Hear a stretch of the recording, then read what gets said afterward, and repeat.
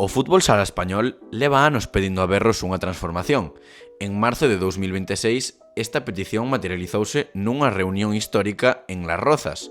A Real Federación Española de Fútbol, co seu general manager Mario Hernando, presentou un bosquexo que cambia as reglas do xogo a nivel institucional.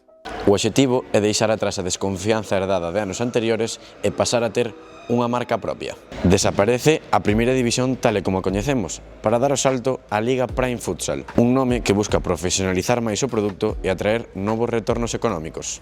Pero entón, en que consiste exactamente esta revolución? Bueno, o cambio máis notable que podemos ver é a eliminación da Liga regular tal e como a coñecemos.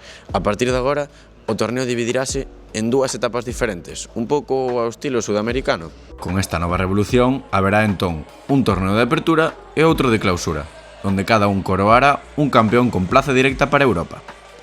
Por outro lado, un supercampeón, un playoff final entre os mellores de ambos torneos, decidirá quen é o campeón do título absoluto. Se falamos de descensos, xa non dependerá dunha soa liga, senón do coeficiente acumulado entre todo o ano. E o último cambio que podemos observar é o calendario copeiro. Elimínase a Copa do Rei, mantendo a Copa de España como a gran cita de referencia. Male a ser un proxecto moi ambicioso, a incerteza audiovisual é a gran ameaza. Co peche de la Liga Plus ao final da temporada 25-26, o futsal enfrontase ao risco de quedar fora das grandes pantallas se non atopa un operador sólido. Pero con todo isto, este cambio supón unha revolución necesaria ou un experimento sobre a marcha? Mentres os directivos confían en que 2 campións por ano farán un produto máis fácil de vender a patrocinadores, os xogadores advirten: se o espectador non entende o formato, a visibilidade seguirá caendo. Pero todo este debate institucional ten unha proba totalmente definitiva, que é aquí, na pista. Partidos como que van vivir hoxe o Parrulo e o Fútbol Club Barcelona nun momento onde o fútbol sala busca reivindicarse, representan máis que só 3 puntos. Partido emocionantísimo que vivimos hoxe na Malata, eso sí, sen nada en xogo. Por un lado, o Parrulo, que chegaba cos deberes feitos e a permanencia no peto, mentras que o Fútbol Club Barcelona xa estaba pensando nos playoffs tras quedar no máis alto da clasificación. O encontro púsose moi de cara para os locais desde o comezo, abrindo o marcador por partida doble.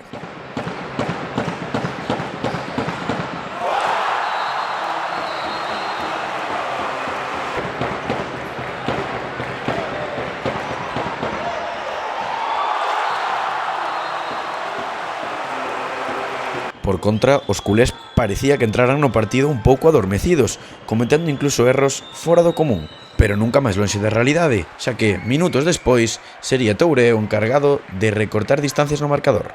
A partir deste momento vivimos un auténtico carrusel de goles. O primeiro en golpear foi o Parrulo.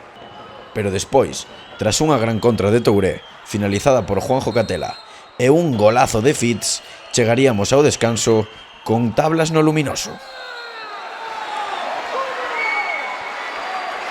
Tal e como rematou a primeira metade, arrancou a segunda, doblete de Eric Martel para poñer 2 goles de diferencia para o equipo catalán.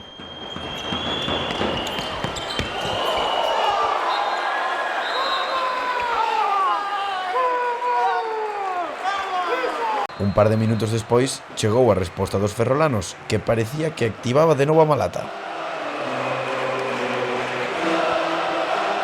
Pero de novo, neste intercambio de golpes, serían os culés os que serían gañadores. 4-6 no luminoso e os de Gerard Casas sacaban o porteiro xogador a relucir, co que recortarían distancias. Pero sería a falta de 5 segundos restantes cando Gonzalo Santa Cruz marcaría o definitivo 6-6.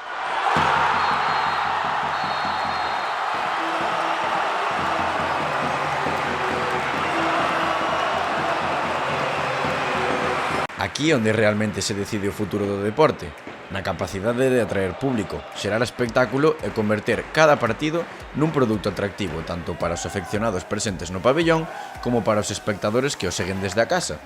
Partidos como de hoxe demostran que o futuro do deporte está en boas mans. Agora toca ver se hai unha boa promoción, visibilidade e difusión deste bonito deporte.